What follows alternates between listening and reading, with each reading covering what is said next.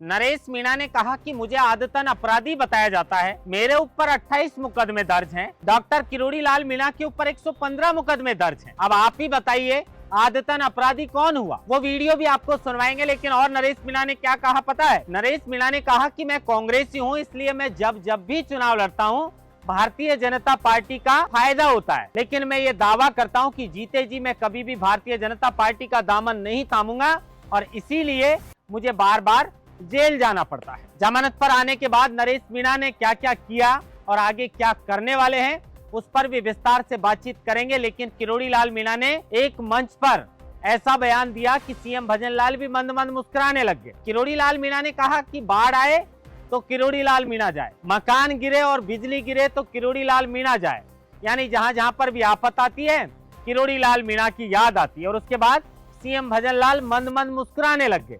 वो वीडियो भी आपको सुनाएंगे और चर्चा करेंगे। लेकिन सचिन पायलट, अब जन्मदिन के मौके पर सचिन पायलट ने जिस तरीके से मेवाड़ में अपना जन्मदिन मनाया और जिस तरह का जन सैलाब उमड़ा, लोगों के मन से ये वहम तो निकल गया कि जिस तरीके से सचिन पायलट को पूर्वी राजस्थान का नेता बताया जाता है, सचिन पायलट पूरे राजस्थान और पूरे देश के नेता हैं। और ऐसा लग रहा है कि जिस तरीके से शक्ति प्रदर्शन सचिन पायलट के जन्मदिन के मौके पर देखने को मिला, ऐसा लग रहा है कि 2028 के विधानसभा चुनाव का बिगुल अब बच चुका है। ज्यादातर कांग्रेसी भी यही चाहते हैं कि राजस्थान में 2028 में सीएम पद का दावेदार सचिन पायलट को बना दिया जाना चाहिए। इस पर भी विस्तार से चर्चा करेंगे। लेकिन रविंदर सिंह भाटी, जब रविंदर सिंह भाटी को बोलने का मौका मिलता है वो सरकार का ध्यान ऐसे मुद्दों पर आकर्षित करते हैं जो मुद्दे लोगों से जुड़े हुए हैं और जो मुद्दे जरूरी हैं। इसलिए रविंदर सिंह भाटी की लोग जमकर तारीफ करते हैं। सब इंस्पेक्टर भर्ती के अंदर आखिर ये खेल क्या चल रहा है? पहले हाईकोर्ट ने एकल पीठ जो है उसने सब इंस्पेक्टर भर्ती परीक्षा को रद्द करने का फैसला सुनाया था और अब डिवीजन बेंच ने सिंगल बेंच के फैसले पर स्टे लगा दिया है। यानी फिर से कंफ्यूजन की स्थिति सब इंस्पेक्टर भर्ती को लेकर पैदा हो चुकी है। सीनियर टीचर भर्ती परीक्षा के पेपर चल रहे हैं। जोधपुर में सीनियर टीचर भर्ती परीक्षा के पेपर के दौरान एक परीक्षा केंद्र से ऐसा मामला सामने आया जहां परीक्षार्थियों ने आरोप लगाया कि उन्हें जो प्रश्न पत्र मिला वो पहले से खुला हुआ था। मामले की गंभीरता को देखते हुए आरपीएससी के अध्यक्ष ने इस मामले को लेकर प्रेस कॉन्फ्रेंस बुलाई और मामले की सफाई देते हुए सभी आरोपों को निराधार बताया। इन तमाम खबरों पर आज राजस्थान डायरी के अंदर चर्चा करेंगे।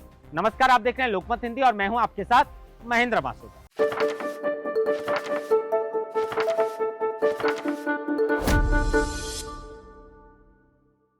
खबर की शुरुआत सबसे पहले नरेश मीणा को लेकर करते हैं। पहले आप ये नरेश मीणा का बयान सुनिए कि वो किरोड़ी लाल मीणा को लेकर क्या कुछ कह रहे हैं। अच्छा, ये मेरे को आदतन अपराधी बता, मैं चलो आदतन अपराधी हूँ तो फिर किरोड़ी लाल क्या है? मेरे पे 28 मुकदमे हैं और किरोड़ी लाल पर 115 मुकदमे। डॉक्टर साहब पर 115 मुकदमे, मेरे पे 28 मुकदमे। अब बताओ, मैं आदतन अपराधी हूँ तो वो क्या है? तो आपने सुना कि नरेश मीणा को आदतन अपराधी बताया जाता है। उसको लेकर नरेश मीणा ने स्पष्ट कर दिया है कि मेरे ऊपर तो 28 मुकदमे दर्ज हैं, किरोड़ी मीणा के ऊपर 115 मुकदमे दर्ज हैं। अब आप ही बता दीजिए कि आदतन अपराधी कौन हुआ? खैर, राजनीति में मुकदमे लगते रहते हैं, जेल जाना आना रहता है, लेकिन नरेश मीणा आगे क्या कुछ करने वाले हैं ये उनके समर्थकों का सबसे बड़ा सवाल। देवली उनियारा में उन्होंने चुनाव लड़ा, उससे पहले छबड़ा में चुनाव लड़ा। भारतीय जनता पार्टी का दोनों बार फायदा हो गया। तो क्या अब अंता विधानसभा के उपचुनाव में नरेश मीणा ताल ठोककर भारतीय जनता पार्टी का फायदा करेंगे या सचिन पायलट नरेश मीणा को कांग्रेस से टिकट दिलवाएंगे? अब देखिए, इस तरह की बात चलती है, लेकिन कांग्रेस प्रदेश अध्यक्ष गोविंद सिंह डोटासरा ने साफ कह दिया कि भाई किस बात का टिकट, वो अपनी किस्मत आजमा चुके हैं। लेकिन नरेश मीणा अंता से चुनाव लड़े या नहीं लड़े, लेकिन वो जिसका चाहेंगे उसका खेल खराब करने की ताकत रखते हैं, क्योंकि जेल जाने के बाद नरेश मीणा की लगातार लोकप्रियता बढ़ी है और लोगों के दिलों में नरेश मीणा राज करने लगे हैं। अब नरेश मीणा अपनी राजनीति को किस ओर ले जाते हैं और क्या कुछ करते हैं इसका भी इंतजार रहेगा। लेकिन अब किरोड़ी लाल मीणा की बात करें। वसुंधरा सरकार के कार्यकाल के अंदर भी किरोड़ी लाल मीणा को आपदा मंत्री बनाया गया था। और संयोग देखिए, 22 वर्ष बाद भी किरोड़ी लाल मीणा को भजनलाल सरकार में आपदा मंत्री का पद मिला। अब एक मंच पर किरोड़ी लाल मीणा मुस्कुराते हुए कहते हैं कि जहाँ पर बाढ़ आती है मुझे भेज दिया जाता है, यहाँ पर बिजली गिरती है मुझे भेज दिया जाता है, मकान गिरे तो किरोड़ी जाए। मतलब जहाँ जहाँ पर आफत आती है किरोड़ी लाल मीणा की याद आ जाती है। अब सुनिए किरोड़ी लाल मीणा ने क्या कुछ कहा। जहां बाढ़ पड़े तू भाग, मकान गिरे तो तू जा, बिजली पड़े तो तू जा, मतलब जहां आफत पड़े वो मेरे को जाना पड़ता है। और ऐसा नहीं है, जहां भी आफत पड़े, जो भी दुख तकलीफ में आए, एक ये देखो मेरा संयोग है कि पहले वसुंधरा जी 2003 से 2008 के बीच में मुख्यमंत्री रही थी, तो मैं आपदा मंत्री था। अब ये मानो 22 साल बाद नंबर आया मंत्री बनने का, तो अभी आपदा मंत्री भजनलाल जी ने बना दिया। या तो इन्होंने पुराना चार्ज देख लिया होगा कि पहला ही दे दो। तो आपने सुना कि किरोड़ी लाल मीणा ने जब ये बात कही तो किस तरीके से राजस्थान के मुख्यमंत्री भजनलाल शर्मा मंद मंद मुस्कुरा रहे थे। लेकिन किरोड़ी लाल मीणा ने धरातल पर संघर्ष किया है, इस बात में कोई दोहराई नहीं है। आगे आने वाले समय में चर्चा तो ऐसी भी है कि मंत्रिमंडल का विस्तार होगा तो बाबा को डिप्टी सीएम का पद दे दिया जाएगा। लेकिन हनुमान बेनीवाल कहते हैं कि डिप्टी सीएम का तो कोई पद होता नहीं है। क्या होता है डिप्टी सीएम का पद, वो हनुमान बेनीवाल बता ही चुके हैं, बताने की जरूरत नहीं है।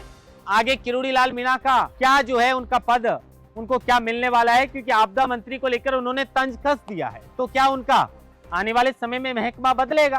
खैर इंतजार रहेगा।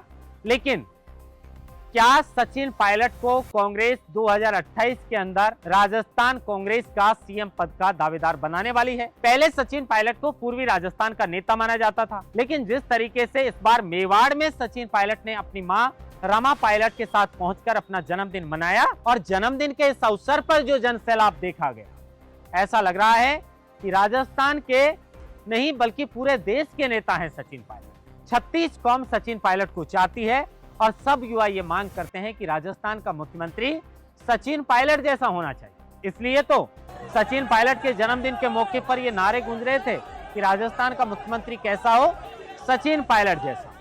सचिन पायलट का ये शक्ति प्रदर्शन बता रहा है कि राजस्थान में कांग्रेस में अगर सबसे ज्यादा पॉपुलर कोई नेता है, सबसे ज्यादा जिसको पसंद करती है जनता, तो वो सचिन पायलट है। और एक बड़ा धड़ा सचिन पायलट के साथ है। शायद कांग्रेस इस बात को समझेगी और आने वाले समय में सचिन पायलट को राजस्थान का अगर कांग्रेस जीते तो मुख्यमंत्री भी बनाया जा सकता है, क्योंकि दावेदार तो 2018 में भी वो थे। लेकिन क्या अशोक गहलोत ये सब कामयाब होने देंगे? पता नहीं। अब चर्चा करते हैं रविंदर सिंह भाटी को। रविंदर सिंह भाटी अपनी साफ सुथरी राजनीति करते हैं। छात्र संघ चुनाव से लेकर विधायक तक का जो उन्होंने सफर तय किया है, उनके दामन पर किसी भी तरीके का कोई दाग नहीं। एक ऐसा ही चयनित जो महिला है वो सब इंस्पेक्टर बनने के बाद जब उसकी परीक्षा रद्द कर दी तो रविंद्र सिंह भाटी के सामने जाकर अपना दुखड़ा सुनाने लगी और आंखों में आंसू छलकने लगे। यही मुद्दा रविंद्र सिंह भाटी ने विधानसभा में उठा दिया।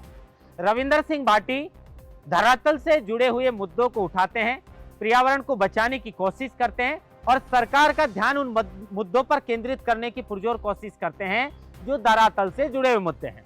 विधानसभा के अंदर भी रविंदर सिंह भाटी कुछ भी बोलते हैं तो लोग जोरदार तारीफ करते हैं और उम्मीद करते हैं कि अगर कोई विधायक हो तो फिर रविंदर सिंह भाटी जैसा होना चाहिए। सब इंस्पेक्टर भर्ती को लेकर चर्चा करते हैं। बड़े लंबे समय बाद अशोक गहलोत सरकार के राज में जो धांधली हुई थी, जो भ्रष्टाचार हुआ था, जो राजस्थान के बेरोजगार नौजवानों के साथ बड़े स्तर पर धोखा हुआ था, लंबे समय बाद राजस्थान हाईकोर्ट की एकल पीठ ने सब इंस्पेक्टर भर्ती परीक्षा को रद्द कर दिया। लेकिन अब डिवीजन बेंच ने एकल पीठ के फैसले पर स्टे लगा दिया। मतलब फिर से सब इंस्पेक्टर भर्ती में वही कंफ्यूजन वाली स्थिति पैदा हो गई। ना तो बाकी जो बच्चे बाहर हैं, जो चयन जिनका नहीं हो पाया, उनको समझ में आ रहा है कि इसमें क्या होगा, और कंफ्यूजन की स्थिति चयनित जो थानेदार हैं उनके मन में भी बनी। अब पुलिस लाइन में बुला लिया हाजिरी करने के लिए, लेकिन अब क्या होने वाला है? क्या इस भर्ती को यथावत रखा जाएगा या एकल पीठ का जो फैसला है परीक्षा रद्द करने का, उसको डिवीजन बेंच मंजूरी देगी? लेकिन इतना है कि कंफ्यूजन की स्थिति अभी सब इंस्पेक्टर भर्ती परीक्षा को लेकर बरकरार है। अब इसके अलावा अब चर्चा करेंगे सीनियर टीचर भर्ती परीक्षा के पेपर राजस्थान में चल रहे हैं। उम्मीद है ईमानदारी से ये पेपर संपन्न होने चाहिए।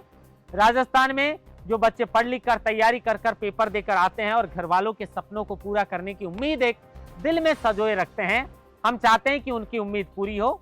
लेकिन इसी बीच, क्योंकि कांग्रेस सरकार में तो जो हुआ आपने सब कुछ देखा है, लेकिन बीजेपी से उम्मीद है। लेकिन इसी बीच जोधपुर के एक परीक्षा हॉल से एक ऐसा मामला सामने आया जिसने हर किसी के मन में कई सवाल पैदा कर दिए। परीक्षार्थियों ने आरोप लगाया कि उन्हें जो प्रश्न पत्र मिला है वो पहले से खुला था और इस मामले की गंभीरता को देखते हुए आरपीएससी के जो अध्यक्ष हैं यूआर साव, उन्होंने आनंद फानन में प्रेस कॉन्फ्रेंस बुला ली। प्रेस कॉन्फ्रेंस बुलाने के बाद इस मामले में सफाई देते हुए सभी आरोपों को सिरे से खारिज कर दिया और कहा कि आरपीएससी हर चीज को गंभीरता से लेती है और भर्ती परीक्षाओं को ईमानदारी से संपन्न करवाएगी। हम भी यही चाहते हैं कि सीनियर टीचर भर्ती परीक्षा का पेपर ईमानदारी से संपन्न होना चाहिए, क्योंकि ये वो टीचर बनने वाले हैं जो राजस्थान में आने वाली पीढ़ियों को तैयार करेंगे, उनको अच्छे गुण देंगे, अच्छी शिक्षा देंगे। तो इसमें किसी भी तरीके का कोई भ्रष्टाचार नहीं होना चाहिए और ये सरकार की छवि को और निखारने का लगातार प्रयास भी करें।